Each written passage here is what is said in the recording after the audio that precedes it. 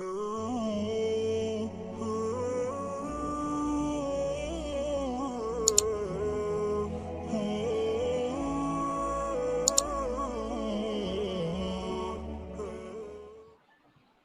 عظیم تاریخی مہینے میں قربانی کے حوالے سے مجھے شرکت کا اور اپنی باتیں کہنے کا موقع عطا فرمایا۔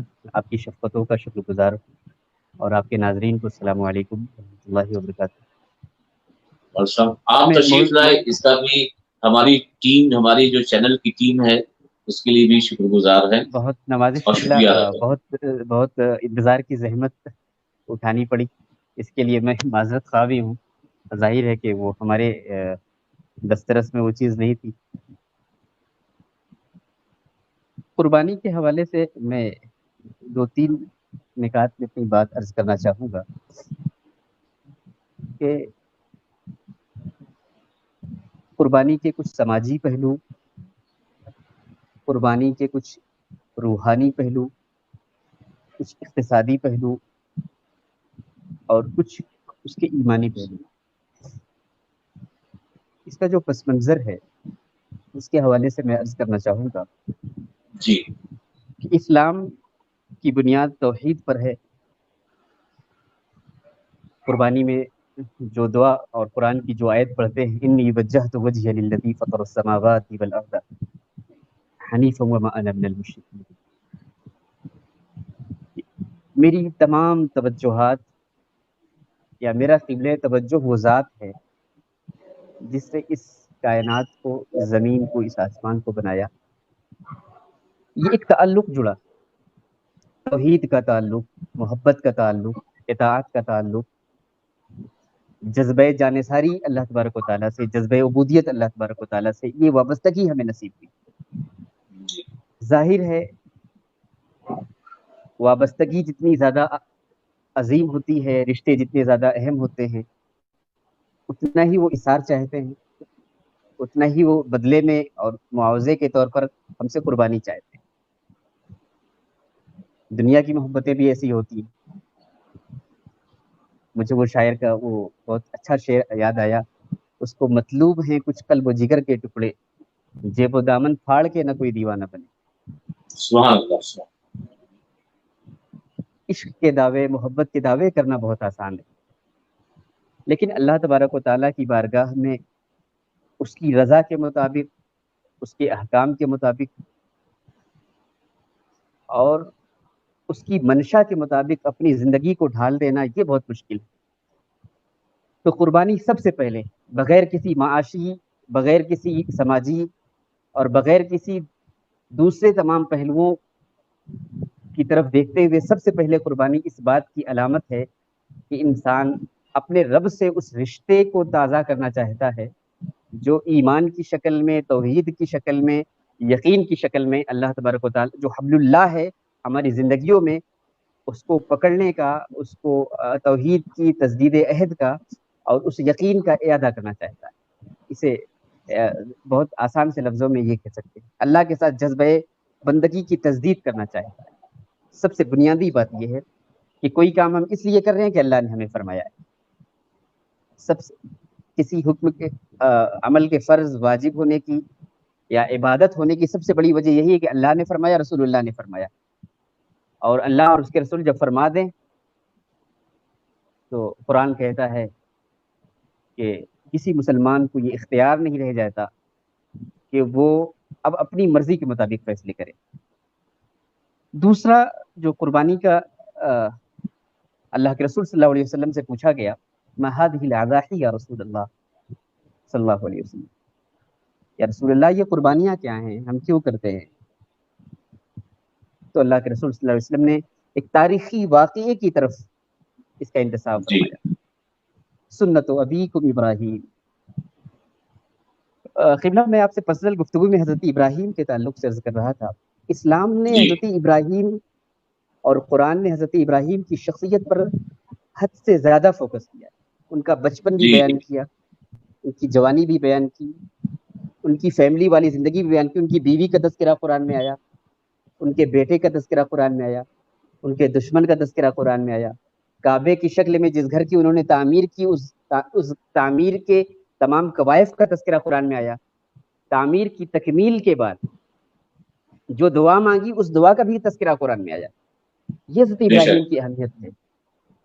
تقریباً 60 سے زیادہ مرتبہ اللہ تبارک و تعالیٰ نے حضرت ابراہیم کا نام لے کر کے ذکر فرمایا قرآن میں. اور ہماری عبادتوں میں نماز پڑھیں درود ابراہیم، اللہم صلی علی سیدنا محمد کما صلیت علی ابراہیم وعلی آل سیدنا محمد کما صلیت علی ابراہیم وعلی آل ابراہیم. نماز بھی اسے شامل کریں. حج کی شکل میں ایک مستقل رکن ہمیں عطا فرما دیا جو حضرت ابراہیم، ان کے بیٹے، ان کی بیوی سے یادگار ہے. وہ آب زمزم ہمارے لیے آب حیات ٹھہر گیا جس کو اسماعیل کے قدموں نے چھوا تھا، ابراہیم کے بیٹے نے چھوا تھا. تو یہ ایک وابستگی اللہ تبارک و تعالیٰ نے ہمیں حضرت ابراہیم سے عطا فرمائی. اور قرآن میں اللہ تبارک و تعالیٰ نے فرمایا کہ لقد كانت لكم اسوۃ حسنۃ فی ابراہیم. آیت تھوڑا سا الفاظ ادھر ادھر ہوں گے کہ تمہارے لیے اسوہ حسنہ ہے. ایک جگہ فرمایا کہ ابراہیم ایک امت تھے، ابو الانبیاء کہہ کر کے آپ کا تذکرہ فرمایا. تو حضرت ابراہیم کی سنت کو زندہ کرنا مقصود تھا اسلام میں. کہ دنیا کی تاریخ نے کبھی نہیں دیکھا کہ ایک شخص جسے کبر سنی میں دعاؤں کے بعد، منتوں کے بعد اور اتنی التجاؤں کے بعد اللہ نے ایک چاند سا بیٹا عطا فرمایا، جس بیٹے پہ فلاح آدمیت منحصر تھی، محمد رسول اللہ کو جس کی نسل میں پیدا ہونا تھا. ایک منامی اشارے کی بنیاد پر حضرت ابراہیم علیہ السلام تیار ہو گئے. یا بنی انی اری فی المنام انی اذبحک فانظر ماذا تری. اے میرے بیٹے، میں نے خواب میں دیکھا ہے کہ میں تجھے ذبح کر رہا ہوں، فانظر ماذا تری. تو اللہ تبارک و تعالیٰ نے اس کے بعد جو واقعہ ہوا وہ ہم سب جانتے ہیں کہ حضرت ابراہیم علیہ السلام نے جب اپنے بیٹے کے سامنے یہ پیشکش کی تو وہ نو عمر بیٹا، نو خیز بیٹا حضرت اسماعیل فوراً تیار ہو گئے. یا ابت افعل ما تؤمر ستجدنی انشاءاللہ من الصابرین. یہ وہ الفاظ ہیں جو بندگی کے راستے میں سنگ میل کی حیثیت رکھتے ہیں. نہ ایسا باپ دنیا نے دیکھا، نہ ایسا بیٹا دنیا نے دیکھا. تو اللہ تبارک و تعالیٰ کو یہ ادا اتنی پسند آئی کہ اللہ تبارک و تعالیٰ نے وترکنا لہ فی الآخرین. اللہ تبارک و تعالیٰ نے اس سنت کو قیامت تک کے لوگوں میں باقی رکھا اور یہ اسی طرح اسلام میں باقی رکھا اور ہمیں حضرت ابراہیم علیہ السلام سے وابستہ کر دیا. یہ ایک دوسری چیز ہو گئی. ایک تیسری چیز یہ ہے کہ قربانی ہمارا ایک سمبولک ایکسپریشن ہو گیا کہ 4000 سال پہلے، 5000 سال پہلے ایک بندگی کا واقعہ پیش آیا، اس کے ایک علامتی اظہار کے طور پر اللہ تبارک و تعالیٰ نے قربانی کو باقی رکھا. اچھا، مقصود حضرت اسماعیل علیہ السلام کے گلے سے کو ذبح کرنا نہیں تھا، ان کے گلے سے خون کا نکلنا نہیں تھا، بلکہ اللہ تبارک و تعالیٰ حضرت ابراہیم کے اس جذبہ بندگی کا احترام اور جذبہ بندگی کا امتحان لینا چاہتا تھا جس کی اساس پر مقام خلت پر انہیں فائز کیا گیا. اللہ تبارک و تعالیٰ نے اس جذبہ بندگی کا امتحان لینا چاہا اور اس کی حضرت ابراہیم علیہ السلام کے بیٹے حضرت اسماعیل کی جگہ وفدیناہ بذبح عظیم، اللہ تبارک و تعالیٰ نے ایک دمبے کی قربانی کی اور اس ذبح عظیم کی یادگار کو ہمارے لیے واجب فرما دیا. اسی ایک بڑے بندگی کے ایک بڑے واقعے اور ایک نادر واقعے کی یادگار تازہ کرنے کے لیے اللہ تبارک و تعالیٰ نے قربانی کو ہمیں باقی رکھا. آپ دیکھتے ہیں بہت ساری چیزوں کو علامت ہوتی ہے. ابھی اگلے مہینے 15 اگست ہم سیلیبریٹ کریں گے. 75 سال پہلے ہم نے آزادی پائی تھی. ہر سال ہم جھنڈا لے کر کے اس علامت کو تازہ کرتے ہیں کہ ہم ایک آزاد وطن. اسی طریقے سے ایک علامت یہ ہوتی ہے کہ اگر کسی کے سامنے ہاتھ کو کوئی سپاہی سرنڈر کرتا ہے تو اپنی ہتھیار کو زمین میں پھینک دیتا ہے، ہاتھ اٹھا لیتا ہے. یہ اس بات کی علامت ہوتی ہے، اس بات کا سمبل ہوتا ہے کہ اب وہ کسی طریقے کا وار نہیں کرے گا، اب وہ کسی طریقے کا اقدام نہیں کرے گا، وہ کسی طریقے کا اٹیک نہیں کرے گا. تو یہ ایک سمبل ہو گیا. پرانے زمانے میں ایسا ہوتا تھا کہ لوگ جب اپنے بزرگوں کی، اپنے بڑوں کی، مشائخ کی تعظیم کرتے تھے تو اپنے سر کا تاج اٹھا کر کے مرشد کے قدموں میں ڈال دیتے تھے. اپنا تاج سر اٹھا کر کے اپنی پگڑی اپنا امامہ مرشد کے قدموں میں ڈال دیتے تھے. یہ اس بات کی تعظیم کی علامت تھی کہ میرا سر آپ کے قدموں میں نثار رہے. اسی طریقے سے قربانی اس بات کی جانور ذبح ہو رہا ہے، لیکن اللہ تبارک و تعالیٰ نے قرآن میں ارشاد فرمایا کہ لن ینال اللہ لحومها ولا دماؤها ولکن ینالہ التقوی منکم، کہ اللہ تبارک و تعالیٰ اس بکرے کا طالب نہیں ہے، نہ اس کے گوشت کا طالب ہے، نہ اس کے خون کا طالب ہے. ولیکن ینالہ التقوی منکم، وہ تمہارا جو تقوی ہے وہ تقوی اللہ تبارک و تعالیٰ کو مطلوب. اور یہ قربانی حضرت آدم علیہ السلام کے 2 بیٹوں کا تذکرہ بھی اللہ تبارک و تعالیٰ نے قرآن میں کیا کہ 2 بیٹے تھے، اللہ تبارک و تعالیٰ نے ان سے قربانی طلب کی. ایک کی قربانی قبول کر لی گئی، سورہ مائدہ میں ذکر ہے، ایک دوسرے کی قربانی قبول نہیں کی گئی. آیت کا آخری حصہ یہ ہے انما یتقبل اللہ من المتقین، اللہ تقوی والوں سے قربانی قبول کرتا ہے. تو یہ جذبہ دل، جذبہ محبت اور جو ہمارے دل کی وابستگی ہے اللہ تبارک و تعالیٰ، اسے ہم تو اس کو دینی اہمیت کے حساب سے یہ سمجھ سکتے ہیں کہ آقا کریم صلی اللہ علیہ وسلم نے ہم پر واجب کیا جو مالک نصاب، مگر سماجی اعتبار سے اس کے کیا فائدے ہیں؟ ہم کیسے دوسروں کو متاثر کر سکتے ہیں کہ قربانی سے معاشرے میں کیا فائدہ ہوگا، قربانی سے رشتہ داروں کو کیا فائدہ ہوگا، سوسائٹی کو کیا فائدہ ہوگا، اس حوالے سے آپ بتائیں. جی قبلہ، یہ بہت اچھا سوال ہے اور قربانی کے حوالے سے اسے سمجھنا ہمارے لیے بہت ضروری ہے. سب سے پہلی بات یہ ہے کہ آج کا جو زمانہ ہے معاشی اعتبار سے سخت ڈسبیلنس کا شکار. جو شخص امیر ہے وہ امیر ہوتا جا رہا ہے اور جو شخص غریب ہے وہ غریب ہوتا جا رہا ہے. یہ فاصلہ بڑھتا جا رہا ہے. اور ایک تو سماج کا کریم کلاس ہو گیا، مڈل کلاس ہو گیا، لوور کلاس ہو گیا، اس سے بھی نیچے کچھ لوگ ہیں جی جو 2 وقت کی روٹی کے لیے ترستے ہیں. قربانی ان کے لیے کیا ہے؟ تو سب سے پہلی چیز یہ ہے کہ ہزاروں جانور قربان کیے جاتے ہیں. بہت سارے ایسے لوگ ہوتے ہیں جنہیں 500 روپے کلو کا گوشت خریدنا نصیب نہیں ہوتا، جنہوں 600 روپے کا گوشت بکرے کا خریدنا نصیب نہیں ہوتا. تو کم سے کم ہم اپنے سماج میں، اپنے پڑوس میں، اپنے محلے میں، اپنی سوسائٹی میں جہاں تک ہماری پہنچ ہے، ہم ان تک ایک اچھی غذا کا، گوشت کا انتظام ان کے لیے کر سکتے ہیں. قربانی کی شکل میں ہم ان تک گوشت پہنچا سکتے ہیں. اس لیے قربانی کے گوشت میں فقراء کا حصہ رکھا گیا ہے کہ آپ جائیں وہاں تک پہنچائیں. دوسری چیز یہ ہے کہ معاشی اعتبار سے بہت سارے لوگ گورنمنٹ جاب کر رہے ہیں، بہت سارے لوگ پرائیویٹ سیکٹر میں، بہت سارے لوگ کاشتکار ہیں. لیکن اسی سماج میں ایک بڑا ایسا طبقہ ہے جس کا ذریعہ معاش مویشیوں کو چرانا ہے. وہ جانوروں کو پالتا ہے، مویشیوں کو پالتا ہے. جب قربانی کا موسم آتا ہے تو ایک طریقے سے جانوروں کے بازار میں رونق آ جاتی ہے. وہ شخص جو 5 بکریاں، 10 بکریاں، 20 بکریاں پالتا ہے، اس کی 20 بکریاں اگر ایک بکری 15,000 میں، ایک بکرا 15,000 میں بھی بک جائے گا تو ذرا تصور کریں اس فیملی کا جس نے سارے سال کا ہر حصہ، ہر مہینہ جانوروں کو چرانے میں، ان کی پرورش کرنے میں اور ان کو بڑا کرنے میں گزارا ہو، 1-2 لاکھ روپے اس فیملی میں آ جاتے ہیں. اور اس طریقے سے اس کا معاشی فائدہ ہو جاتا ہے اور سال بھر کسی طریقے سے ان لوگوں کے لیے انتظام ہو جاتا ہے. یہ وہ لوگ ہیں جن کے پاس کھیت بھی نہیں ہے، یہ وہ لوگ ہیں جن کے پاس گورنمنٹ جاب بھی نہیں ہے، یہ وہ لوگ ہیں جو پرائیویٹ سیکٹر میں بھی نہیں ہے، یہ وہ لوگ ہیں جو جنگلوں میں بکریاں چراتے ہیں، یہ وہ لوگ ہیں جو مویشی چرا کر کے اپنا گزارا کرتے ہیں. تو قربانی کی شکل میں سال میں ایک مرتبہ اچھے داموں پر اپنی محنت کا صلہ پا جاتے ہیں اور اس طریقے سے ان کا فائدہ ہو جاتا ہے. تیسری چیز یہ ہے کہ قربانی کا جانور جب منڈیاں لگتی ہیں، بازار لگتے ہیں، ہمارے علاقے میں بہت بڑے بڑے بازار لگتے ہیں، تو بہت سارے لوگ گاڑیاں چلاتے ہیں، بہت سارے لوگ ٹرانسپورٹ سے جڑے ہوتے ہیں، ان کا آنا جانا ہوتا ہے. تو گاڑیوں کا، ڈرائیور کا، حمل و نقل کرنے والوں کا اور مزدور طبقے کا بھی ایک طریقے سے معاشی طور سے اس میں فلاح کے اور بہبود کے امکان نظر آ جاتے ہیں اور ان کی امداد ہو جاتی ہے.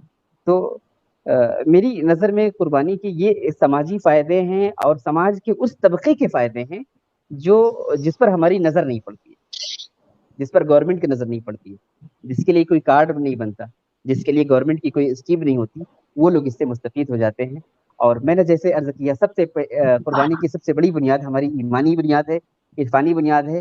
اللہ نے کہہ دیا ہم قربانی کرتے ہیں، یہ ہمارے لیے سب سے بڑی بنیاد ہے. یہاں پہ ذہن میں ایک بات آتی ہے سی صاحب قبلہ کہ جی فرمائیں. لاکھوں کروڑوں جانور کٹتے ہیں جو حلال ہیں، جیسے بکرے جی ہوئے، بھیڑ ہوئے، بڑے جانور ہوئے، اونٹ ہوئے، لیکن اس کے باوجود بھی کیا کبھی آپ نے یہ خبر سنی کہ کسی علاقے میں جانوروں کی شارٹیج ہو گئی؟ ہر طرف آپ کو جی بکری ملے گی، ہر طرف آپ کو بڑے جانور ملیں گے، ہر طرف آپ کو جس جانور کی قربانی آپ کے لیے جائز ہے وہ ملیں گے، مگر جو جانور آپ کے لیے حرام ہے جی اتنی جی تعداد میں آپ کو وہ نہیں دکھتے. تو اس بالکل کی بالکل. آخر کار کیا وجہ ہے؟ کیونکہ انسان تو یہ قرآن. سوچتا ہے کہ جو چیز کٹتی ہے اسے ختم ہو جانا چاہیے، جی جی اسے باقی نہیں اللہ رکھنی بہت چاہیے. بہت بہت پیارا سوال ہے اور بہت اچھا سوال ہے. اس پر میں عرض کرنا یہ چاہوں گا، ایک فطری اصول یہ جس جی چیز کو جتنا زیادہ استعمال کیا جاتا ہے وہ اتنا ہی زیادہ ترقی پاتی ہے. جس چیز کو جتنا زیادہ استعمال کیا جاتا ہے، بروئے کار لایا جاتا ہے، جو جتنا زیادہ لوگوں کے لیے مفید ہے اتنا ہی زیادہ وہ دنیا میں باقی رہتی ہے، بقا پاتی ہے. اور قرآن کے خالص الفاظ میں کہے تو جو جتنا زیادہ لوگوں کے لیے نفع بخش ہوتا ہے وہ اتنا ہی زیادہ باقی رہتا ہے. مثال کے طور پر ہمارا یہ ہاتھ ہے، انرجی صرف ہوتی ہے، آتی ہے، صرف ہوتی رہتی. ہم اسے ایک جگہ روک لیں گے تو ایک ہفتے کے بعد، 2 ہفتے کے بعد، 1 مہینے کے بعد، 2 مہینے کے بعد اس ہاتھ کی جو قوت ہے وہ کم ہونے لگے گی، اس میں کمزوری کا احساس ہونے لگے گا. اسی طریقے سے قربانی، یہ دنیا کی ساری دولت، اسی لیے کہا جاتا ہے کہ جب دولت سرکولیٹ کرتی رہتی ہے، چلتی رہتی ہے، تو سماج کا ہر طبقہ فائدہ اٹھاتا رہتا ہے.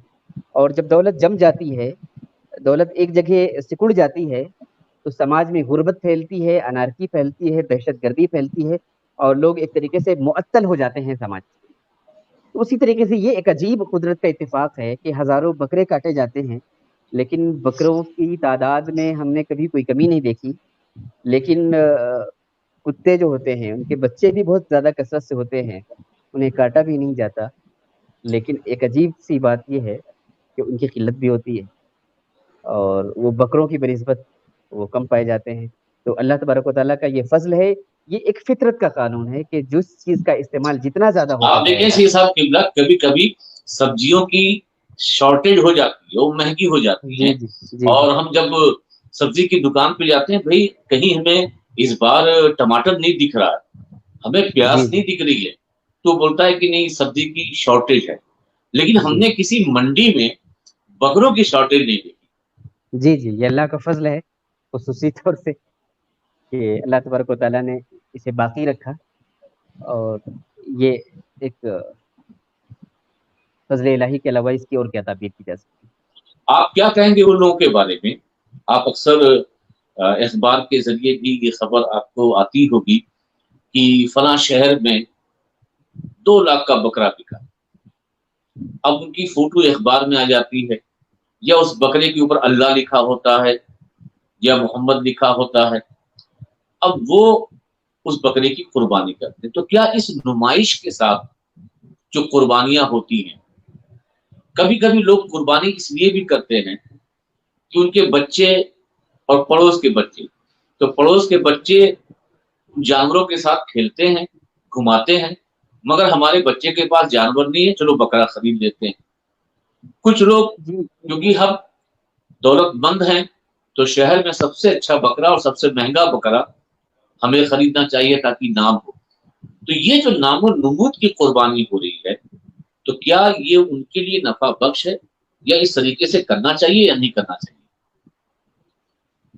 بڑی اہم اور سماج کی ایک بڑی کمی کی طرف اشارہ فرمایا آپ نے. جی میں نے جیسے تعارفی گفتگو میں عرض کیا تھا کہ حضرت آدم کے 2 بیٹوں نے جب قربانی کی، ایک کی قربانی قبول ہوئی، دوسرے کی قربانی قبول نہیں ہوئی. اللہ نے اس کی علت بھی قرآن میں بیان فرمائی. اس کی علت یہ تھی کہ قربانی صرف تقوی والوں سے ہی قبول ہوتی. اور دوسری جگہ قرآن میں جہاں پہ قربانی کا حکم ہے وہاں یہ بھی ارشاد فرمایا لن ینال اللہ لحومها ولا دماؤها ولكن يناله التقوى منکم، کہ اللہ تبارک و تعالیٰ کو تقوی مطلوب ہے. اور تقوی کی تفسیر ایک دوسری दूसरी एक हदीस में आई, अल्लाह के रसूल सल्लल्लाहु अलैहि वसल्लम ने इरशाद फरमाया, अत्तक़वा हा होना, जी तकवा दिलों के अंदर है। अच्छा, कुर्बानी के लिए जो हम दुआएं पढ़ते हैं उसमें ये आयत भी पढ़ी जाती है, इन्ना सलाती व नुसुकी व महयाया व ममाती लिल्लाहि रब्बिल आलमीन। मेरी नमाज, मेरा जीना, मेरा मरना, मेरी कुर्बानी अल्लाह रब्बुल आलमीन के लिए। तो एक बंदे के लिए सबसे ज्यादा उसका मतमह नजर मकसूद रब की रजा होनी चाहिए, अल्लाह राजी हो जाए।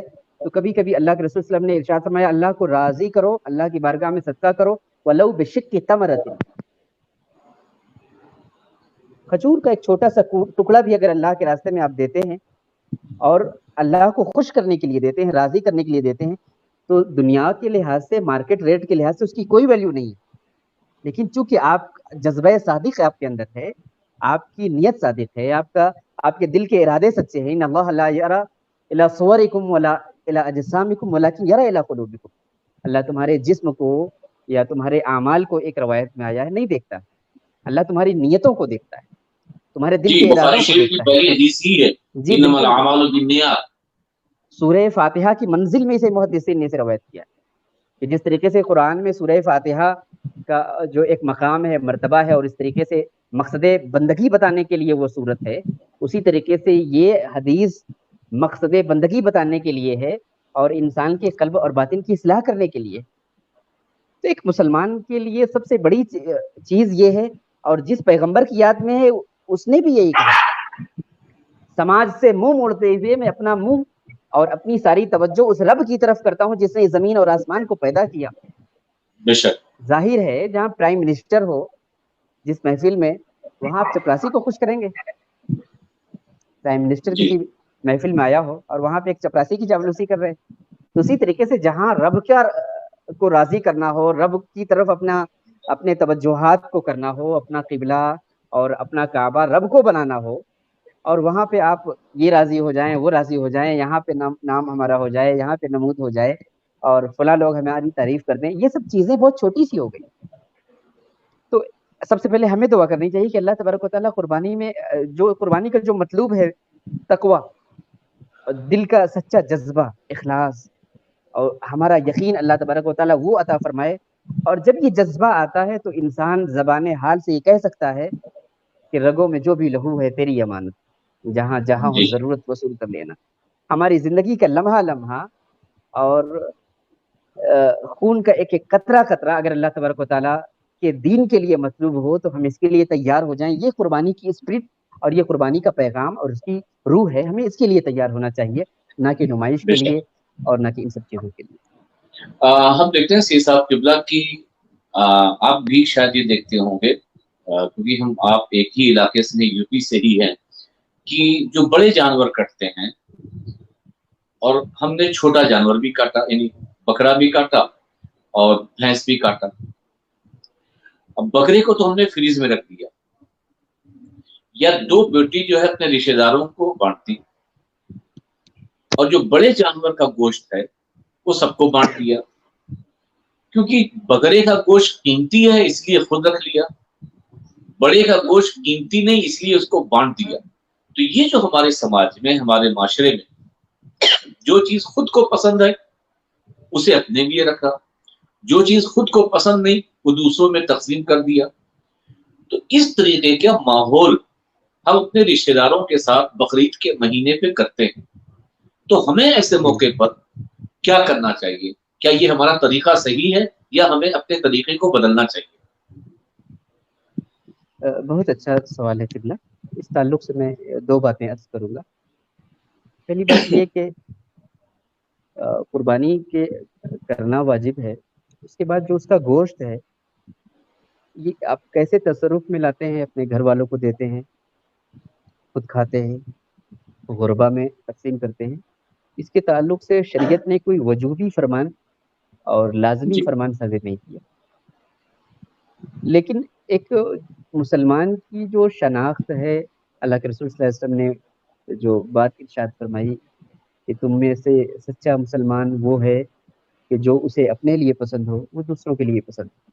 हम बेशक। अपने लिए अच्छे अच्छे गोश्त पसंद करें, हम अपने लिए ज़्यादा रख लें, تو کہیں نہ کہیں یہ بخل موجود ہے. ایک عبادت میں بھی ہم نے ایک طریقے سے خیانت کر دی. یہ ایک غیر مناسب حرکت ہے, اس سے بچنا چاہیے. ایک واقعہ مجھے یاد آیا اللہ کے رسول کے زمانے کا, کہ جی مدینہ طیبہ میں باہر کے لوگوں کی کثرت تھی, وفد آیا ہوا تھا. تو اللہ کے رسول صلی اللہ علیہ وسلم نے مسلمانوں سے ارشاد فرمایا کہ اپنی قربانی کے گوشت کو گھروں میں نہ رکھا جائے بلکہ لوگوں میں تقسیم کیا جائے. تو آج جو حالات ہیں قبلہ, یہ کورونا سے پیدا شدہ حالات ہیں, یہ ایک بہت مشکل حالات. ان حالات بے میں شک تو میں صحیح کہہ مسلمانوں سے, آپ کے سنی سینٹر کی جانب سے میں یہ عرض کرنا چاہوں گا اپنے بھائیوں سے, ان حالات میں آپ اور دنوں میں 3 دن کے لیے بھی رکھ لیں, 6 دن کے لیے بھی رکھ لیں, کوئی حرج نہیں. لیکن آج ایک بڑا طبقہ, انسانوں کا بڑا طبقہ, سماج کا بڑا طبقہ کھانے پینے کی قلت سے گزر رہا ہے. بھوکمری کا زمانہ آ گیا ہے. بے تو شک آپ کوشش کریں کہ جو آپ کا گوشت ہے, ایک قربانی کا جو اہم مقصد ہے کہ ان کے گھروں تک پہنچے, ان کا چولہا جلے, کم سے کم ایک دن ان کے لیے ہم اچھی غذا کا انتظام کر سکیں. جی بخالت مسلمان کا خاصہ نہیں ہے. ہمیں اس کے ترجیحی طور پر دوسروں کی مدد کرنا چاہیے. اور خاص طر ہم تو علی والے ہیں, علی کا نام لینے والے ہیں, اور علی بے والے شک تو ولوکان بہم خصاصہ, وہ ماشاء تنگ اللہ. دستی میں گزارا کر لیں, لیکن دوسروں کے لیے ترجیحی طور پر اپنے ہاتھ کھول دیں. یہ قربانی کا بھی مقصود ہے اور اسلام کا بھی مقصود ہے. ہمیں اس پر توجہ دینے کی ضرورت ہے. اور پھر ایک بات اور دیکھتے ہیں کہ ہم قربانی میں کہیں نہ کہیں زیادتیاں بھی کرتے ہیں. زیادتیاں اس طور پہ کہ ظاہر سی بات ہے کہ سماج میں رشتہ دار اپنے بھی ہوں یا اپنے ہم وطن بھائی بھی آپ کے اس محلے میں رہتے ہیں, تو ہمیں خون بہا دیا یا اس کو صاف نہیں کیا یا اس کی جو تمام وہ چیزیں جو گندی چیزیں تھی وہیں چھوڑ دی, اس سے تو سماج میں اور دوریاں پیدا ہوتی ہیں لوگوں میں اور نفرت پیدا ہوتی ہے, جبکہ نفرت پیدا کرنے والے افراد ابھی کم نہیں ہیں. اور ایسے موقع پر ہم تمام یہ کام کرتے ہیں, تو آپ ان تمام اپنے قربانی کرنے والے بھائیوں کو کیا پیغام دیں گے کہ کس طرح سے اس قربانی کے دنوں میں قربانی کریں تاکہ رشتہ دار تو رشتہ دار اپنے ہم وطن بھائیوں کا بھی خیال رکھیں اور انہیں خوش کریں. جی, بہت ضروری اور اہم بات کی طرف آپ نے اشارہ فرمایا. کبھی اللہ کے رسول صلی اللہ علیہ وسلم نے ایمان کی پہچان نظافت بتائی ہے, اور نظافت کو ایمان کا حصہ بتایا ہے. بے شک آج بدقسمتی ہے ہماری ایک مسلم سماج کی کہ گندگی کرنا, راستوں کو گندا رکھنا, اپنے محلوں کو گندا رکھنا, علاقوں کو گندا رکھنا, یہ کہیں نہ کہیں ہماری شناخت کا ایک لازمی حصہ بن گیا. جی اس پر ہمیں صحیح کہہ رہے ہیں. بہت سخت توجہ دینے کی ضرورت ہے. اور دوسری چیز, خاص طور سے قربانی کے پس منظر میں جو بات آپ نے فرمائی وہ میں عرض کرنا چاہتا ہوں کہ آپ, یہ عرب کی سرزمین نہیں ہے, یہ مکہ شریف نہیں ہے, یہ مدینہ نہیں ہے, یہ ہندوستان ہے. یہاں پہ سینکڑوں دھرم کے ماننے والے لوگ رہتے ہیں, جی الگ الگ تہذیب, الگ الگ مذہب, الگ الگ زبان, الگ الگ شناخت سے وابستہ لوگ رہتے ہیں. میں نے بہت سارے لوگوں کو دیکھا ہے کہ لوگ فیس بک پہ بھی اپنے قربانی کے مناظر اس کو آگے جی جی بڑھاتے ہیں, فارورڈ کرتے ہیں. یہ بہت تکلیف دہ ہے خود میرے لیے. یہ اسلام کا مقصود نہیں ہے. ہمیں اپنے فرائض اور اپنے واجبات ادا کرنے ہیں اللہ کو راضی کرنے کے لیے, نہ کہ سامنے والے کو تکلیف دینے کے لیے, اس کی دل شکنی کے لیے اور اس کا حوصلہ توڑنے کے لیے, یا اس کو برا لگ جائے اس لیے ہم کریں. ہمیں اس جی طرف بھی توجہ دینے کی ضرورت ہے. اور نظافت کے لیے ہمیں حکومتی دباؤ کی ضرورت نہیں ہے, یہ ہمارے ایمان کا حصہ ہے. اور اس سال تو گورنمنٹ نے پوری طریقے سے ایڈوائزری بھی جاری کر دی ہے کہ ہمیں نظافت کا خیال رکھنا ہے, اور عوامی جگہوں پہ, پبلک پلیس پہ قربانی سے بالکل بچا جائے, قربانی کے گوشت کی نمائش سے بچا جائے, اور اس کے خون کو راستوں میں بہانے سے بچا جائے, اور غلط جگہوں پہ ہو گڈھا جہاں کھود پہ کر لوگ کے جو ہے اس کو گزرتے ہوں, جی اس سے جی بچا جائے. اور بالخصوص سوشل میڈیا پہ ایسے مناظر نہ آنے دیے جائیں تاکہ لوگوں کی دل شکنی نہ ہو. کوشش ہماری یہ ہو کہ ہماری طرف سے دوسری اقوام کے درمیان جو پیغام پہنچے وہ ایک پرامن اور ایک محبت کرنے والی قوم کا پیغام پہنچے. یہاں پہ ایک بات میں عرض کرنا چاہتا ہوں کہ جو غیر مسلم ہوتے ہیں وہ قرآن نہیں پڑھتے, وہ حدیث نہیں پڑھتے, وہ براہ راست اسلام کی امہات الکتب کا مطالعہ نہیں کرتے، وہ ہم جیسے بد کردار مسلمانوں کو پڑھتے ہیں، ان کی زندگیاں دیکھتے ہیں، اپنے بے شک سماج بے کے شک مسلمانوں کا مطالعہ کرتے ہیں. ہم ان بے کے لیے شک قرآن ہیں، ہم ان کے لیے حدیث ہیں، اسلام ہی ہے. ہم ان کے لیے اسلام. ہمیں وہ جیسا دیکھیں گے ویسا اسلام کے متعلق وہ اپنے دماغ میں تصویر قائم کرتے جائیں گے. بے شک بے شک. اچھا یہی بات تھی بزرگان دین میں، مشائخ تصوف میں، یہی بات تھی. ان کی زندگی ہی اسلام کا سب سے بہترین پیغام. ایک پرامن شہری، ایک ذمہ دار شہری، لوگوں کے دلوں کو جیتنے والا شہری، بزرگان دین نے ایسی تصویر پیش کی تھی. آج ہمیں ایک ذمہ دار شہری بننے کی ضرورت ہے، تاکہ ہمارے کردار کی شکل میں، ہمارے زبان کی شکل میں، ہماری لکھی ہوئی تحریروں کی شکل میں، جو وہ لوگ جو ہمارے سامنے نہیں ہیں یا ہمارے سامنے ہیں ہمارے مذہب سے نہیں ہیں، ان تک جو پیغام پہنچے، اسلام کا ایک اچھا پیغام پہنچے. کہا جاتا ہے first impression is the last impression. آپ جو بے پہلا شک اثر چھوڑتے ہیں وہی آخری اثر ہوتا ہے. تو کوشش کریں کہ ایک غیر مسلم کے سامنے جب اسلام کا پیغام جائے تو ہمارے کردار کی شکل میں تو سب سے اچھا پیغام جائے اور وہ اسلام کی طرف مائل ہو. اور اس کے لیے ہمیں ایک اجتماعی بیداری کی ضرورت ہے، اور انفرادی طور سے بھی علماء کو بھی، مشائخ کو بھی، اور اہل خانقاہ کو بھی، تمام لوگوں کو بیدار کرنے کی ضرورت ہے کہ ہم اس کے تعلق سے سنجیدہ ہوں اور کوشش کریں. کچھ سالوں سے یہ دیکھنے میں آیا ہے کہ کچھ سیکولر ایسے لوگ پیدا ہو گئے ہیں، آزاد خیال کے لوگ پیدا ہو گئے ہیں کہ جو کہتے ہیں کہ بھائی ہمارے جو برادران وطن ہیں انہیں قربانی پسند نہیں ہے، تو لہٰذا ان کی محبت کی خاطر یا ان کی دلجوئی کی خاطر اس رقم کو صدقہ کر دیا جائے، کسی غریب کو دے دیا جائے. اگر قربانی نہ کی جائے تو کیا برا ہے، قربانی پہ اتنا زور کیوں ہے؟ کم سے کم جس ملک میں رہتے ہیں اس ملک میں دیگر جو برادران وطن ہیں ان کا بھی خیال کرنا چاہیے. جبکہ دوسرے لوگ اتنا نہیں بولتے، ان سے زیادہ ہماری ہی جماعت کے لوگ، کلمہ پڑھنے والے ہی لوگ سیکولر بن کر آزاد خیالی اس طور پہ پیش کرتے ہیں کہ وہ کہ بس قربانی بند کر دینی چاہیے اور جو پیسہ ہے اس کو غریبوں کو دے دینا چاہیے. کیا کہیں گے آپ؟ جی یہ بہت ایک عمومی ظاہرہ دیکھنے میں آ رہا ہے ادھر تقریباً 7-8 برسوں میں، جب سے میں نے شعور سنبھالا ہے. ظاہر ہے کہ جی آپ کا سابقہ پرانا ہے اور آپ کے تجربات بھی اس تعلق سے کچھ زیادہ ہے، لیکن سوشل میڈیا کا جب سے عروج آیا اور ابلاغ و ترسیل کے مواقع ہمارے لیے زیادہ مہیا ہوئے، اس وقت سے ایک سیلاب آیا، الحاد کا سیلاب، لبرلزم کا سیلاب اور تشکیک کا سیلاب. جی دراصل ہوتا یہ ہے کہ جانور ذبح ہو رہے ہیں، عام دنوں میں بھی ذبح ہو رہے ہیں. ہزاروں ایسی کمپنیز ہیں جو لاداتات جانوروں کو قتل کرتی ہیں اور ان کا گوشت جو ہے ایکسپورٹ کرتی ہیں، اس پر کوئی اعتراضات نہیں ہوتے. لیکن ایک مسلمان جب اپنے ایک مذہبی عبادت کی ادائیگی کرتا ہے تو اس کے تعلق سے بہت سارے شکوک اور شبہات پیدا کیے جاتے ہیں. ہمارا اس کے تعلق سے رد عمل یہ ہے کہ سب سے پہلی بات یہ ہے کہ قربانی کے دن میں اللہ کے رسول نے ارشاد فرمایا کہ قربانی کے ایام میں سب سے محبوب عمل ہی قربانی. بے شک. صدقہ کرنا بہت ضروری ہے، غریبوں کی مدد کرنا بہت ضروری ہے، اور دوسروں کو فائدہ پہنچانا بہت ضروری ہے. چیریٹی کے تمام کام اپنی جگہ مسلم ہیں، وہ بھی ہمارے مذہب کا حصہ ہیں. لیکن آپ یہ نہیں کہہ سکتے کہ جب مغرب کی نماز کا وقت ہے تو آپ کہتے ہیں کہ عصر کی نماز پڑھی. جو جس عبادت کا وقت ہے اسلام کی ایک خاصیت یہ ہے کہ اس عبادت کو اسی وقت میں ادا کرنا ہے. تو یہ 3 دن جو ہیں خاص کر ہمارے لیے، یہ قربانی ان 3 دنوں میں اللہ کے نزدیک سب سے زیادہ محبوب عمل ہے. تو ان 3 دنوں کو آپ چھوڑ دیجیے اور اس کے علاوہ ہمیں صدقے کی تلقین کیجیے. یہ بالکل ایسا ہی ہو گیا کہ کوئی شخص آئے اور کہے کہ 15 اگست کو یا 26 جنوری کو یا کسی بھی ملک کے یوم آزادی یا یوم جمہوریہ کو جو جھنڈے بنائے جاتے ہیں اس پہ کپڑے بہت خراب ہوتے ہیں. جی اس سے اچھا یہ ہے کہ ان کپڑوں کو لے کر کے کسی غریب کو پہنا دیا جائے، کسی غریب کا لباس بنا دیا جائے، کسی غریب بیٹی کے لیے انتظام کر دیا جائے. یہ بالکل بے معنی سی بات ہے.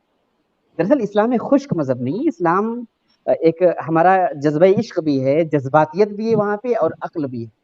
حضرت اور ابراہیم کی آپ شخصیت دیکھیں بھی گے ہے. سی صاحب قبلہ کہ جو یہ شور مچاتے ہیں جب اپنے بچوں کی شادیاں کرتے ہیں، شادیاں تو دور ہیں، اپنے بچوں کی منگنی کرتے ہیں تو 10-10 لاکھ کا حال بک کرواتے ہیں، کروڑوں روپیہ خرچ کرتے ہیں، اس وقت انہیں غریب یاد نہیں آتے، جی صرف جی بالکل مذہبی معاملات میں ہی غریب یاد آتے ہیں۔ بالکل بالکل، یہ ایک کرٹیسائز کرنے کا اور سستی ایک طریقے سے تنقید کرنے کا بالخصوص کہا جاتا ہے کہ اکبر نام لیتا ہے خدا کا اس زمانے میں۔ بہت ساری تکلیفیں اس وجہ سے بھی ہوتی ہیں، مسلمانوں کی اس پر بالکل توجہ دینے کی ضرورت نہیں، ہم پورے جذبے پورے شوق کے ساتھ قربانی کریں۔ ہاں یہ کہ ہماری جو مذہبی حدود ہیں ان کا لحاظ رکھیں، حتی الامکان رواداری کے بھی ہمارے اندر حدود ہیں، ہم فرض چھوڑ کر کے رواداری نہیں کریں گے، فرض بھی ادا کریں گے، رواداری کریں گے، قربانی پبلک پلیس پہ نہیں کریں گے، قربانی اندر کریں گے، یہ ہماری رواداری کا حصہ ہے، لیکن بے کسی کے شک لیے قربانی چھوڑیں گے نہیں، یہ ہمارا اور رب کا معاملہ ہے۔ اور دنیا میں ہر جگہ جانور ذبح ہوتے ہیں، بالکل آپ نے دیکھا کہ جو یہاں پہ گوشت کو ایکسپورٹ کرنے والی جتنی بھی کمپنیز ہیں، ٹاپ 5 کمپنیز جو ہیں نان مسلمس کی، وہ گوشت باہر سپلائی کر رہے ہیں، تو وہاں پہ تو جانور کے کٹنے سے اور گوشت سے اور خون کے بہنے سے یا چمڑوں سے کوئی تکلیف نہیں ہوتی، لیکن جب قربانی کا موسم آ جاتا ہے تو خاص طور سے بھی لوگوں کو اس سے تکلیف ہونے لگتی ہے۔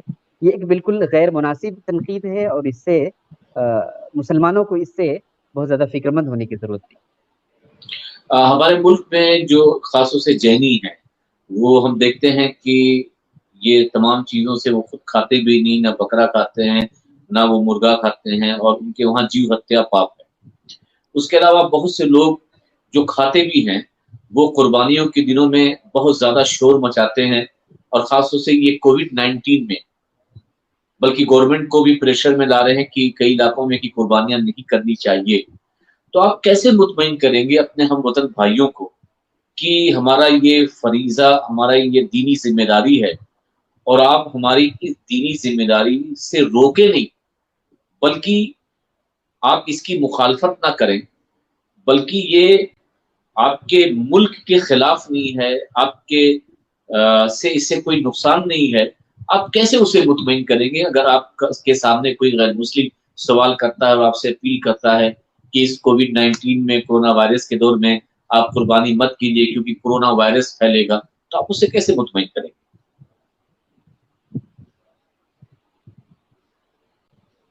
اپنوں کو تو مطمئن کر لیں گے، کیونکہ اپنے اس طور پہ کہ آج اللہ تعالیٰ کو اس دن سب سے زیادہ قربانی ہی پسند ہے، قربانی کے علاوہ دوسری چیز پسند نہیں۔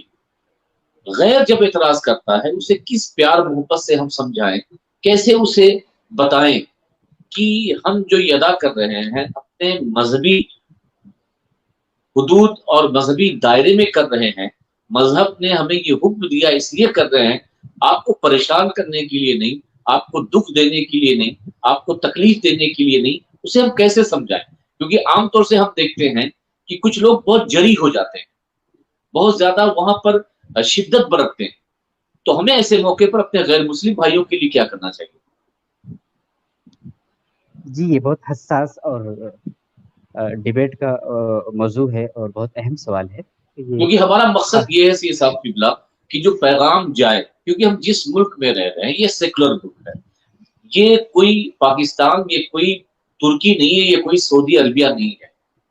یہ بات اور ہے کہ یہاں پہ مسلمان ایک اچھی خاصی تعداد میں ہے، یہ اللہ کا شکر ہے، یہاں پہ مذہبی آزادی بھی اس ملک کے قانون نے ہمیں سنویدھان میں دے رکھی ہے۔ ٹھیک ہے اگر کچھ اوباش لوگ ہیں، کچھ شریر لوگ ہیں، مگر ان کو بھی ہم اگر جواب دیں تو صوفیاء کرام کے اسی طریق پر جو پیار محبت کا طریقہ تھا، نہ کہ شدت، نہ کہ ان کے سامنے وہ رویہ اپنائیں کہ جس سے وہ اور زیادہ شدت پسند ہو جائے۔ آپ نے جو یہ بات رکھی کہ بہت ساری قومیں ایسی ہوتی ہیں جو جیو ہتیا کو، ان کا اصل سوال قربانی پہ نہیں ہے، قربانی کے علاوہ بھی اگر ہم گوشت کھاتے ہیں جی تو اس حوالے سے ان کے مذہبی جو قوانین ہیں یا وہ جو اصول ہیں، جو روایات ہیں، ان کی روشنی میں وہ اسے غلط سمجھتے ہیں اور غیر مناسب خیال کرتے ہیں۔ بالکل ایسی ایک قوم موجود ہے، لیکن سید صاحب قبلہ جو جہاں تک میں سمجھتا ہوں اور اس سوال پہ غور کیا ہے. مجھے ایسا لگتا ہے کہ اللہ تبارک و تعالیٰ نے جو انسان کو پیدا کیا تو اس کی غذا کے لیے جو سامان بنائے، ایک فوڈ چین کا سلسلہ جو ہے، نیچرل سلسلہ. مثال کے طور جی پر سائنس کے اعتبار سے ہم اگر سبزیوں کو بھی کھائیں گے تو سبزیاں بھی بے جان نہیں، سبزیوں میں بھی جی جان ہے. اب ہم سبزیاں کھائیں تو گویا کہ ہمیں ایک جاندار کو اور ایک ایسی چیز کو جس میں جان ہے اسے ہم ختم کر رہے ہیں. اس میں جی ایک طریقے سے پاپ ہو گیا، یہ غلط ہو گیا، جی ہتیا ہو گئی. جیو ہتیا ہو گئی. اور آگے دیکھیں تو درختوں سے آپ کوئی چیز لیتے ہیں، ایک درخت میں ایک پھل لگا ہوا ہے تو بہت سارے لوگ کہتے ہیں کہ یہ جو درخت کا جو پھل ہے یہ اسی طرح ہے جس طریقے سے باپ بیٹوں کا رشتہ ہوتا ہے. اب پھل کو آپ اس جی سے الگ کریں گے تو اب آپ آم نہیں کھا سکتے، اب آپ سنترے نہیں کھا سکتے، اب آپ موسمی نہیں کھا سکتے، اس لیے کہ بالکل آپ نے بالکل رشتہ توڑ دیا اور اس کی جڑ کاٹ دی، اس کو ایک جیو ہتیا کر دیا. تو یہ ایک اعتراضات کا لامتناہی سلسلہ ہے اور یہ زندگی کو مشقت میں ڈالنے کی طرف لے جائے گا. تو اسلام ایک فطری دین بھی ہے کہ اگر اس طریقے سے آپ جیو ہتیا کو روکیں گے تو کھائیں گے کیا، پہنیں گے کیا، اور زندگی کیسے گزاریں گے، اپنی زندگی کو کیسے آگے بڑھائیں گے. تو مجھے ایسا لگتا ہے کہ جن لوگوں کو جانوروں کے حوالے سے اعتراضات ہیں ان کو سبزیوں کے حوالوں سے، پھلوں کے حوالے سے بھی اعتراض ہونے چاہیے. اس لیے کہ یہ بھی ایک طریقے کا جیو ہتیا ہے. اسلام نے ہمارے لیے بڑی آسانیاں پیدا کی ہیں، وہ یہ کہ انسان جو ہے حلال جو جانور ہیں، حلال جو چیزیں ہیں انہیں وہ کھائے، اپنے استعمال میں لائے اور ان حلال اور طیب چیزوں کی قربانی بھی اللہ کے راستے میں پیش کرے. یہ ایک مختصر سی بات ہے اور انشاءاللہ اس پہ مستقل گفتگو کرنے کی کوشش کی جائے گی. نہیں آپ صحیح کہہ رہے ہیں، آپ کی بالکل، یعنی جس طریقے سے آپ نے ایک ٹیکنیکل بات کہی کہ ہم اسے شدت نہ برتیں بلکہ پیار محبت سے انہیں اس طریقے سے سمجھانے کی کوشش کریں کہ اگر آپ ہتیا کی بات کر رہے ہیں تو صرف جانور ہی ہتیا نہیں ہے بلکہ پھل کی بھی ہتیا ہے، سبزیوں کی بھی ہتیا ہے، تو آپ کہاں تک روکیں گے. تو اللہ جی تعالیٰ نے، ایشور نے جو بھی ہے اس کو سمجھائیں کہ ہمیں پیدا کیا ہے تو یہ تو نیچرل ہے، مچھر نہیں مار سکتے، کھٹمل نہیں مار سکتے، تو یہ بھی تو جیو ہتیا ہو گئی. آپ تو خود یہ مشقت کسی میں پڑ کو جائیں گے. جی مشقت میں پڑ جائیں گے، یہاں پہ زندگی گزارنا بہت مشکل ہو جائے گا. اور یہ خاص طور سے ہمارا مذہبی حصہ ہے اور مذہبی آزادی ہمارے ملک نے دے رکھی ہے.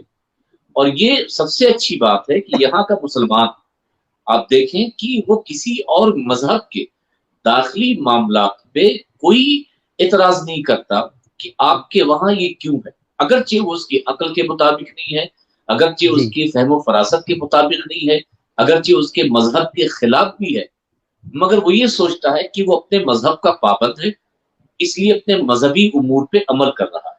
ایسے ہی ہمارے ہم وطن بھائیوں کو بھی سوچنا چاہیے کہ جب ہمارے مذہب کا حصہ قربانی ہے تو ہمیں اپنے مذہب کے دائرے میں کرنے دینا چاہیے، اس پر اعتراض نہیں کرنا چاہیے. اس سے ہم کسی کی دل آزاری بھی نہیں چاہتے، کسی کے دل کو ٹھیس بھی نہیں پہنچانا چاہتے، کیونکہ یہ ہمارے مذہب کا حصہ ہے. کیونکہ آج کے وقت میں ان پیغامات کی بہت سخت ضرورت ہے. آپ دیکھیں کہ جی سوشل میڈیا کا دور ہے اور کچھ نوجوان، کچھ اچکے بچے بھی جو ہے دوسروں کو چڑھانے کے لیے، اور اب جیسا کہ آپ نے بیچ میں کہا کہ ہمیں ایسے موقع پر گوشت کی نمائش نہیں کرنی چاہیے یا ان کی تمام جو بھی غلیظ چیزیں ہیں اس کی نمائش نہیں کرنی چاہیے، ان تمام چیزوں میں احتیاط برتنی چاہیے، مگر کچھ لوگ احتیاط نہیں برتتے اور اس کا انجام یہ ہوتا ہے کہ اس علاقے میں دنگا ہو جاتا ہے، اس علاقے میں لڑائیاں ہو جاتی ہے، وہاں کرفیو لگ جاتے ہیں. تو یہ پروگرام کرنے کا مقصد آج یہ بتانا نہیں ہے کہ قربانی کس پر فرض ہے، آج یہ بتانا نہیں ہے کہ مالک نصاب کیا ہوتا ہے، آج یہ بتانا نہیں ہے کہ قربانی میں جانور کے کان کتنے کٹ جائیں وہ ہوتی ہے یا نہیں ہوتی، مکروہ ہے یا وہ جائز ہے. آج ہم آپ کو اس پروگرام کے ذریعے ایک پیغام دینا چاہتے ہیں. ایک اچھا مسلمان ہے کون؟ ایک اچھا مسلمان وہ ہے جو مذہب کے دائرے میں رہ کر کے جہاں اللہ کو راضی کرتا ہے وہیں اپنے ملک میں رہنے والے چاہے مسلم ہو چاہے نان مسلم ہو ان کو بھی خوش رکھے اور اپنی ذات سے ان کو تکلیف نہ پہنچائے. ایک سوال یہاں پہ اور بھی کرنا چاہوں گا، حلال جانور تو بہت ہیں، مگر کچھ لوگ اتنا آگے بڑھ جاتے ہیں کہ جو اس ملک میں جن جانوروں کی پابندی ہے اور کسی مذہب میں اس کا بہت احترام ہے، جی وہ اسے ماں مانتے ہیں اور وہ اس کی عبادت کرتے ہیں، اس کی پوجا کرتے ہیں، اور وہ بالکل پسند نہیں کرتے مذہبی اعتبار سے بھی کہ مسلمان اس کی قربانی کرے، اور دوسرے سمویدھان نے بھی ہماری اس آزادی کو چھین لیا ہے اس مذہبی عبادت ہونے کی بنیاد پر ان کی، اور کہا کہ آپ اس کی قربانی مت کیجیے۔ مگر ہم یہ دیکھتے ہیں کہ بقرعید کے مہینے میں، ذی الحجہ کے مہینے میں جب قربانیاں ہوتی ہیں تو کچھ علاقوں میں اسی بنیاد پہ لڑائی ہوتی ہے۔ تو آپ ان لوگوں کو کیا پیغام دیں گے کہ وہ صرف حلال ہے، واجب تو ہے نہیں کہ اسی کی قربانی کی جائے؟ جی جی تو کیا کرنا چاہیے، یا یہ ہمارا طریقہ صحیح ہے، یا ہمیں کون سا طریقہ اپنانا چاہیے؟ یہ ایک بہت بڑا المیہ ہے جس کی طرف آپ نے اشارہ فرمایا، جی کہ جو ایک اجتماعی ہمارا شعور ہوتا ہے وہ کہیں نہ کہیں بے سمت ہو جاتا ہے، اور مذہبی جوش میں، جذباتیت میں ہم یہ بھول جاتے ہیں کہ ہم کس زمین پہ کھڑے ہیں، کن لوگوں کے درمیان رہ رہے ہیں، اور ان لوگوں کی نفسیات کیا ہیں، ان کے جذبات کیا ہیں۔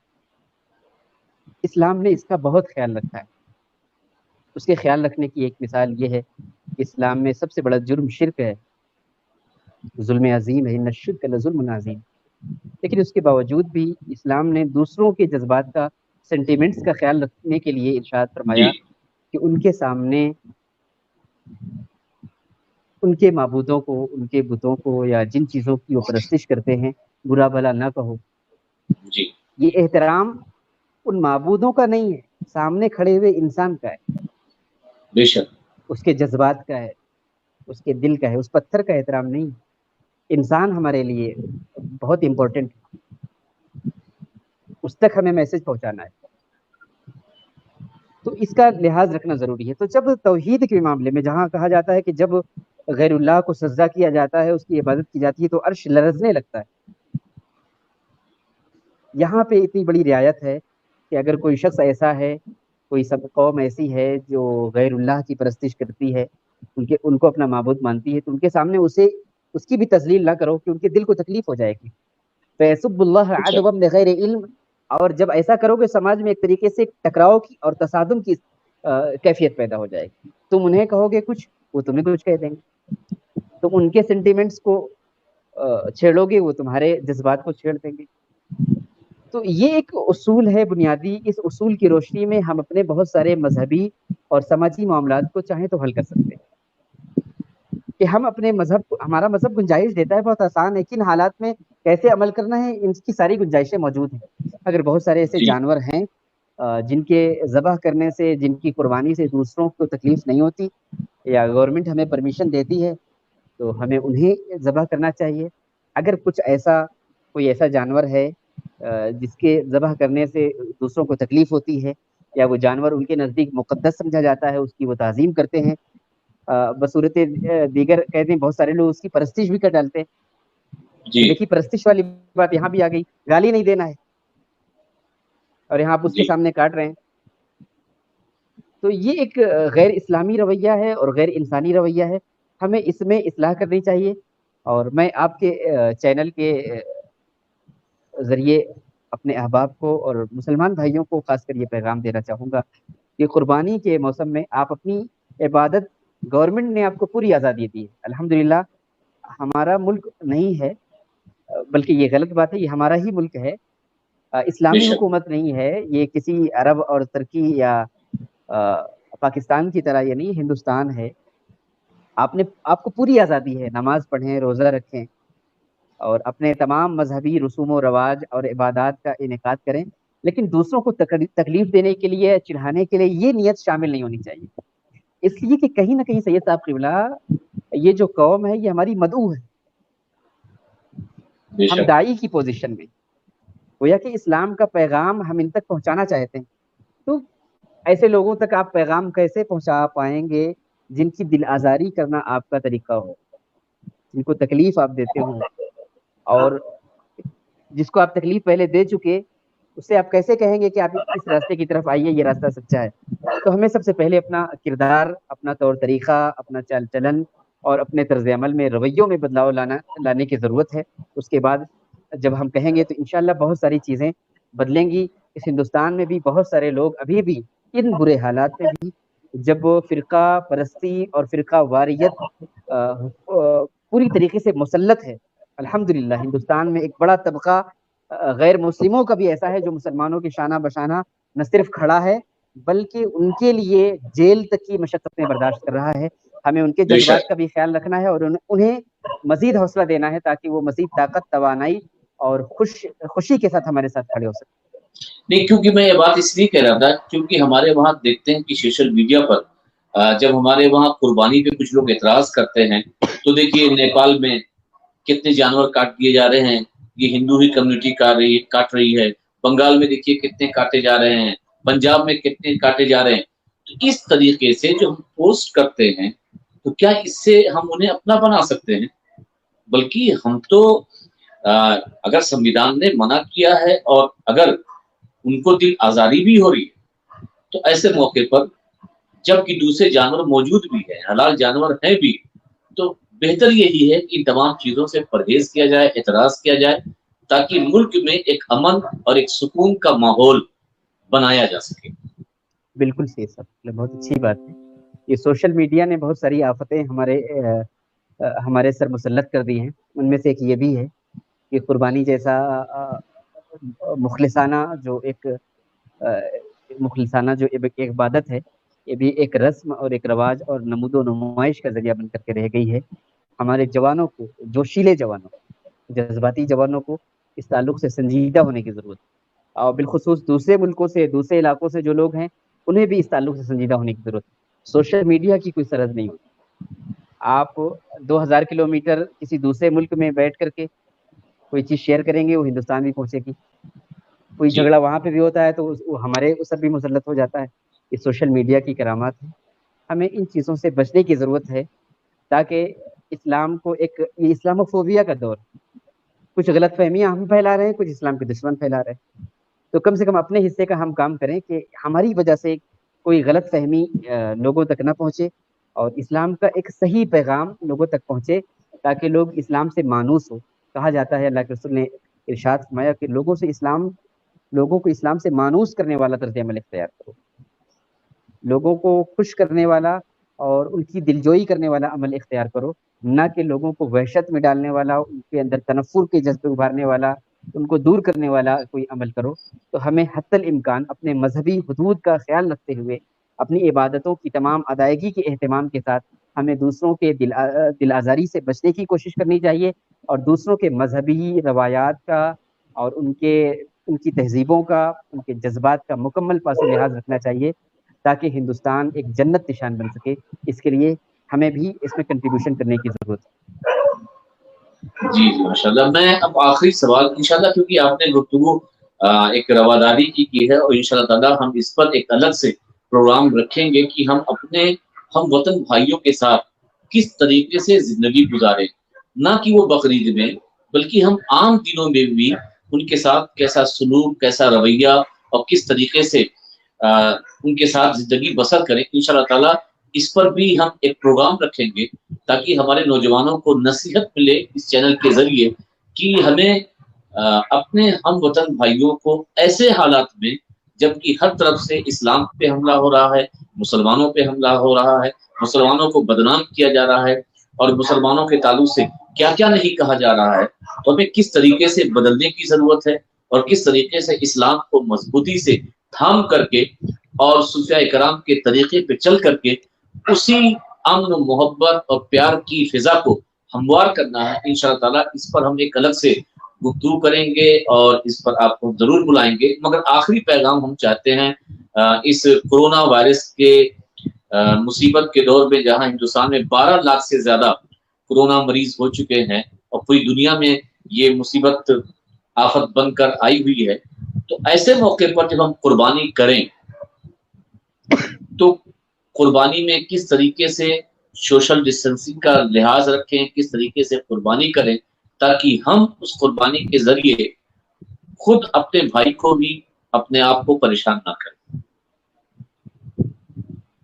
جی قبلہ، یہ بہت اہم بات ہے، اور اس پر ہمیں توجہ دینے کی ضرورت ہے کہ کورونا ایک مذہبی تفریق نہیں کر رہا، سب کو لگ رہا ہے، اور ساری انسانیت اس سے ایک طریقے سے دہشت میں مبتلا ہے۔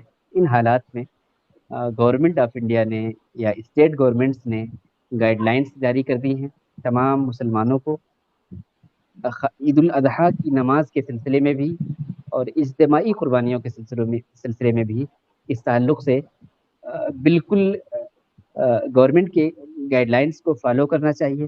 اس سے دو فائدے ہوں گے، ایک یہ کہ ہم مرض سے محفوظ رہیں گے، دوسروں کو بھی مرض سے محفوظ رکھیں گے، اور ایک جو دوسرا پہلو ہے وہ یہ کہ کورونا پھیلانے کا گورنمنٹ کی نظر میں ہم ذمہ دار نہیں ٹھہرائے جائیں گے، جی ہمارا اس میں کوئی رول نہیں ہوگا، میڈیا کو کوئی مسئلہ نہیں ملے گا، ہمیں اس پر توجہ دینے کی ضرورت ہے۔ میں اپنے مفتیان کرام سے، علماء کرام سے، جو ہمارے قضات ہیں اور جو ہندوستان میں ہر شہر میں جو قاضی ہیں، ان سے بھی دستبردستہ درخواست کروں گا کہ عید الاضحیٰ کے حوالے سے گورنمنٹ کے گائیڈ لائن کے تناظر میں اس کو سامنے رکھتے ہوئے شرعی رہنمائی عوام الناس کی ضرور کریں، ان کی ذہن سازی کریں، اور انہیں وہ کسی جذباتی بہاؤ میں آ کر کے کوئی ناشائستہ قدم نہ اٹھانے پائیں، اس کی طرف لوگوں کو توجہ دلائیں۔ اور قربانی کے تعلق سے خصوصی طور سے گورنمنٹ نے ہمیں قربانی کی بھرپور اجازت دی ہے، تقریباً ہر اسٹیٹ گورنمنٹ نے دی ہے، کسی نے منع نہیں کیا۔ اکثریت یہاں پہ غیر مسلموں کی بھی ہے، لیکن یہ قانون کی آزادی ہے، ہندوستان کے مسلمانوں کی آزادی ہے کہ ہم اپنا مذہبی فرض ادا کر سکتے ہیں۔ گورنمنٹ نے اپنا رول ادا کر دیا ہے کہ ہمیں اجازت دے دی ہے، اب ہمیں جی اپنا کردار ادا کرنا ہے کہ اس ماحول میں ہم کیسے قربانی کریں۔ دوسری چیز جس کی طرف میں توجہ دلانا چاہوں گا وہ یہ کہ ایک ہوتا ہے کہ ہمارے اوپر قربانی واجب ہے، ہم نے وہ قربانی کی، بہت سارے لوگ نفلی قربانی کا بہت زیادہ اہتمام کرتے ہیں، تو جی اس کے تعلق سے میں ایک خاص بات یہ عرض کرنا چاہوں گا کہ حتی الامکان ہم کوشش کریں کہ نفلی قربانیوں سے خاص کر کورونا کے تناظر میں اس سے بچنے کی کوشش کی جائے، اور ان پیسوں کو بچایا جائے، خود اپنے لیے بچایا جائے۔ کفایت ضروری ہے، اس لیے کہ ہمیں نہیں معلوم کہ آنے والے سال 2 سال معاشی لحاظ سے ہمارے لیے کیسا ہوگا۔ بہت سارے لوگ ملازمت سے باہر ہو چکے، بہت سارے لوگ بے روزگار بیٹھے، خود اپنے لیے بھی اور دوسروں کے لیے بھی، کہ نہ جانے ہمارے پڑوسیوں کو، ہمارے قریب رہنے والوں کو کب کیسی ضرورتیں پیش آ جائیں، تو چیریٹی کے لیے، صدقات کے لیے اس رقم کو بچا کر کے رکھیں۔ نفل قربانی کی جگہ ہم لوگوں کا تعاون کریں، اور میڈیکل کے سطح پر بھی اگر ہم کٹ لوگوں کو دے سکیں اور ماسک دے سکیں، یا لوگوں کے درمیان ہم سینیٹائزر تقسیم کر سکیں، تو یہ بھی ایک بہت بڑی عبادت ہوگی۔ اور نفل قربانیوں کی جگہ میں چاہوں گا کہ مجھے ایسا لگتا ہے، یہ میرا مشورہ ہے، علماء کرام بہتر اس پر رہنمائی کریں گے کہ کوشش کی جائے اس سال اس سے احتراز کیا جائے، اور سوشل ڈسٹینسنگ کا اور گورنمنٹ کے گائیڈ لائنس کو پوری طریقے سے فالو کرنے کی کوشش کی جائے۔ علماء سے، عوام سے اور مفتیان کرام سے اور تمام جی خانقاہ کے ذمہ دار لوگوں سے میں یہی درخواست کرنا چاہوں گا، اور یہی میری گزارش۔ ماشاء اللہ آپ نے بہت اچھی گفتگو کی، اور کیونکہ کافی وقت بھی ہو چکا ہے، اور ان شاء اللہ تعالی ہم جب اس سلسلے میں دوسرے عنوان پر آپ کو دعوت دیں گے تو آپ سے گزارش ہے کہ اس دعوت کو قبول کریں گے اور قیمتی وقت نکالیں گے تاکہ آپ سے لوگ استفادہ حاصل کر سکیں۔ قبلہ، میں آپ کا خاص طور سے بہت شکر گزار ہوں، آپ کی شفقتوں کا اور آپ کی دعاؤں کا طلبگار ہوں۔ ایک طالب علم کو آپ نے اپنی بات کہنے کا موقع عطا فرمایا، اللہ تبارک و تعالیٰ آپ کی خدمات کو قبول فرمائے، آپ کا سایہ ابھی اہل سنت پر سلامت رکھے، اور ہمیں انسانوں کے لیے مفید بننے کی توفیق عطا فرمائے۔ اور میں ہر وقت دامے درمے قدمے سخنے تیرے و تفنگے آپ کے ساتھ ہوں، اور انشاءاللہ میری بہت خوشی کی بات ہے، نیک ماشاء اللہ۔ خواہشات۔ میں تو ویسے جو بھی آپ سے منسلک ہوگا، کسی بھی طریقے سے آپ سے رابطہ ہوگا، حالانکہ پہلی بار میں آپ سے گفتگو کر رہا ہوں سوشل میڈیا ہی کے حوالے سے، تو آپ کی جو فکر ہے اور آپ کا جو مزاج ہے اور جو خانقاہی طور طریقہ ہے اور آپ کے والد بزرگوار بھی جس طریقے سے ہیں، میں نے سنا ہے ماشاءاللہ ان تمام روایات کو آپ لوگوں نے باقی رکھا ہے، جو کہ آج کے اس چمک اور دمک کے دور میں ان تمام چیزوں کا باقی رکھنا بہت مشکل ہے۔ تو ایسے پیغامات، اچھے پیغامات آپ ہی لوگوں کے ذریعے لوگوں تک پہنچ سکتے ہیں اور اس کا اثر بھی ہو سکتا ہے۔ بہرحال میں بہت ہی مشکور ممنون ہوں، اور انشاءاللہ تعالی جلدی ہی ایک نئے ٹاپک پر آپ کو زحمت دوں گا کہ آپ تشریف لائیں۔ انشاءاللہ العزیز۔ السلام علیکم۔ آپ کو اور آپ کے قرین کو السلام جی علیکم ورحمۃ اللہ وبرکاتہ۔